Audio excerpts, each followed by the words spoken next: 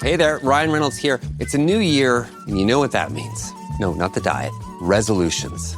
A way for us all to try and do a little bit better than we did last year. And my resolution, unlike big wireless, is to not be a raging and raise the price of wireless on you every chance I get. Give it a try at mintmobile.com/switch. $45 upfront payment required, equivalent to $15 per month. New customers on first 3-month plan only. Taxes and fees extra. Speed slower above 40 gigabytes on unlimited. See mintmobile.com for details. Tech scams, identity thieves, data leaks. Hearing about these online threats every day can be stressful. But don't worry. McAfee Total Protection is here to help you live a worry-free life online. What does worry-free mean? Well, it means you won't have to wonder if that text message is a scam, if new threats will pop up on your PC, or if you're safe from identity theft. Visit McAfee.com/online protection today to get award-winning online protection for just $39.99 your first year. That's McAfee.com/online protection. Cancel anytime. Terms apply. Ever wish you had like a secret weapon when you get a job offer? Yeah. You know, so you could just walk into that negotiation and feel totally confident that you wouldn't leave any money on the table. For sure. Well, in this deep dive, we're going to break down the exact system that a pro salary negotiator uses. Nice. And we're going to be diving into an exclusive interview with Brandon Bramley. Okay. He is the founder of the Salary Negotiator and from the JobSearch TV YouTube channel. Oh, I've seen that. Yeah, this guy's coached countless people to higher salaries, even scoring wins against giants like Google and Amazon. Oh, wow. That's impressive. Yeah. So what's really cool about his system is it's not just like some theory. Right. It's like he's actually done this in the real world hundreds of times. Yeah. So he's taken what works, what doesn't, and how to counter those tricky tactics that companies use. That's awesome. Yeah, because I know that I've been in those negotiations and felt a little lost at times. Okay, so let's unpack this 5-step system. Right. Step 1 is all about understanding what Brandon calls the anatomy of the offer. Okay. It's easy to just like laser focus on that best salary number. Right. But he says you've got to look at the whole package. Yeah, everything. Yeah, we're talking bonuses, equity, sign-on bonuses, even perks like extra vacation days or work-from-home stipends. Right, all of it. It all adds up. Yeah, it really is like, you said laser focus, but it's really about seeing the whole picture. That whole puzzle. Yeah, like a puzzle. Yeah. And sometimes if you shift your focus from just that base salary to a different piece of the puzzle, you can unlock a way better deal. I like that. Like, for example, let's say you're in a field where bonuses are a big chunk of your pay. Yeah. If the company's just like, no, we can't move on base. Right. Maybe they'd be open to a higher guaranteed bonus for the first year or two. Oh, okay. So it's the same for you, but it's coming at it from a different angle. Interesting. Okay, so we've looked at the whole picture and we've spotted some of those potential leverage points. Right. Now, step 2 gets really interesting. Right. It's what Brandon calls the artful probe. I like that. Okay, so this is where before you throw out your counteroffer, you got to gather some intel. Oh, so this is where you put your detective hat on. Exactly. Right. And it's about asking questions, but not just to get information, but to subtly highlight areas where you might want to negotiate. Ooh, I like that. Very subtle. Yeah. For example, you notice their 401k match is lower than the industry standard. Okay. You wouldn't want to say, hey, your 401k match is terrible. Right. No, don't do that. Right. Instead, you might be like, I see the 401k match is X%. Okay. Is that typical for someone at this level at the company? Ah, smart. Yeah, just like you're asking. You're curious. Right. But really, you're like, hey, I know about this. I care about this. Exactly, yeah. So you're planting that seed. I like it. Subtle but powerful. Yeah. That's great. Any other Yeah, so Brandon also has this great tip for uncovering some discrepancies, especially after rough economic times. Right, like we've had recently. Yeah. So instead of focusing on that target bonus they give you, ask what the average bonus payout has been over the past few years. Interesting. I like that. You might find that the actual payouts have been way lower than the projected target, which gives you leverage. Gotcha. Yeah, because they're always trying to present things in the best possible light. Right. Right. Yeah. And so you got to dig a little deeper, find out what's really going on. Exactly. That's great. So that brings us to step 3. Okay. Where we shift from detective work to data crunching. Okay. So Brandon really emphasizes the importance of research, using sites like Glassdoor, PayScale comparably to get a realistic sense of the salary range for your exact role. Yeah, you got to know what's out there. Yeah, and levels. Spotify is especially helpful for tech positions. Gotcha. And this data becomes your ammunition. I like that. It's like you're arming yourself with real numbers so you can go in there and... Yeah, because if you go and asking for something out of this world, then they're going to think you're crazy. Yeah, you lose all credibility. Right. But if you can back it up... Exactly. And it makes your argument so much stronger. Yeah. Now, these salary databases aren't perfect. Of course not. Brandon says, don't just rely on one source. Cross-reference everything, and also think about the current economy. Oh, right. Yeah. If things are down... Things have been rough.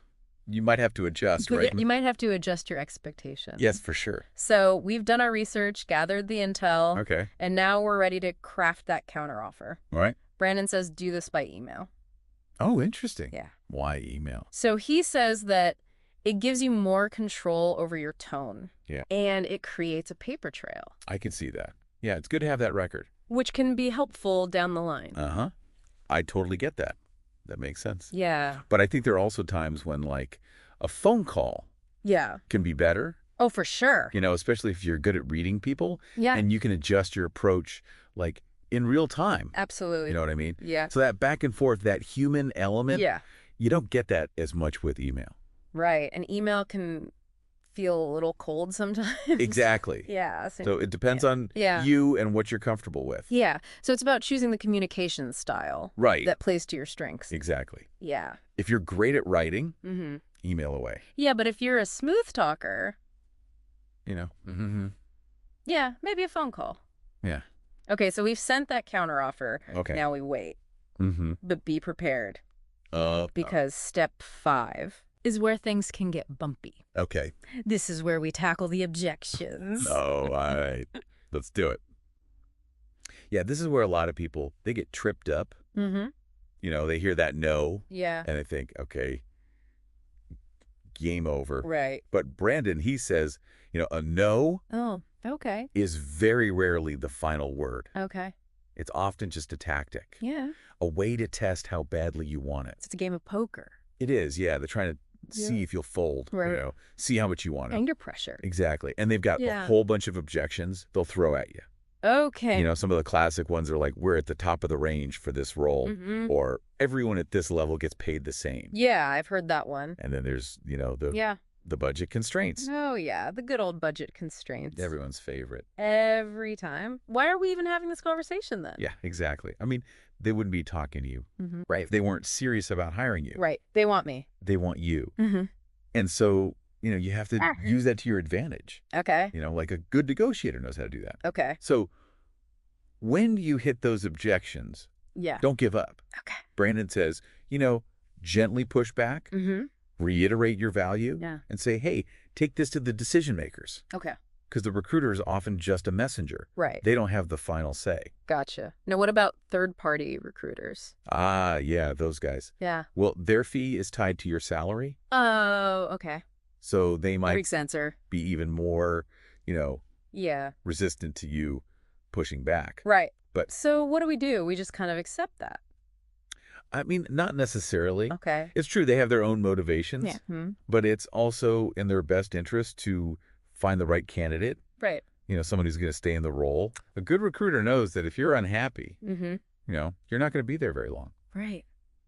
So how do we walk that tightrope? Yeah. Like, how do we advocate for ourselves without, you know, pissing off the recruiter? I think it's about finding that balance between being assertive and being respectful. Right. So, for example, you might say something like, I get that there's a budget. Yeah. But I'm confident that I can bring a lot of value. Yeah. And I'm looking for a package that reflects that. Okay. So it's very matter of fact. Exactly. It's not, you know. Not like an attack. No. It's just, you know. We're just stating things. Yeah. Just facts. Yeah. And don't forget. Okay. You have leverage. Okay. You know, they gave you an offer. Yeah. They want you. They chose me. They chose you. Exactly. Okay, so we've covered that 5-step system, but there's one more thing that Brandon talked about. That, I think, is so important. Oh, okay. He says the negotiation can actually start way before the offer. Oh, you mean like when they asked about salary expectations? Exactly. Oh, that question. Yeah, it gets people every time. It's like so early in the process, you know? It is, yeah, like first phone call. Yeah, and people feel like they have to give a number. Right, they feel pressured. To move forward. And they end up shooting themselves in the foot. Yeah. So how do we handle that? So Brandon and Jeff, they recommend a strategy called defer and deflect. Defer and deflect. Yeah, so basically, you politely refuse to answer. Okay. Until you understand the role and the company, what they're all about. Right. So instead of us being on our heels. Yeah, you're taking control. We take control. You're running the show. Yes, I like it. You're saying, hey, I'm a pro. Yeah. I'm not going to be rushed into something. I'm not going to just jump at the first number you throw at me. Exactly. You know your worth. Yeah. So, okay, let's talk about that fear. Okay. That everyone has. Yeah. Of having the offer rescinded. Yes. It's like this myth. Right. That has scared so many people. Yeah. Into taking low offers. Yeah, just because. Yeah, because they're afraid. That fear. Yeah. Yeah. But the reality is, yeah. If you're professional, companies don't rescind offers. Oh, I mean, very, very rarely. Right. Think about it from their side. Yeah. They've put all this time and energy. They've invested in you. They're excited. You're excited to hire you. Yeah. So why? Unless I, do something crazy. Unless you're demanding like $1 billion. Yeah. Or like, you're being super rude. Right. They're not going to rescind the offer. It doesn't make sense. It doesn't. It would cost them more money. Right. More time and money. More time, damage their reputation. Right. Yeah. So okay, good. So don't be afraid. We could debunk that myth. Debunk it. Yeah. Be confident. Know your worth. Yeah. Be prepared. Yeah. And it's a collaboration.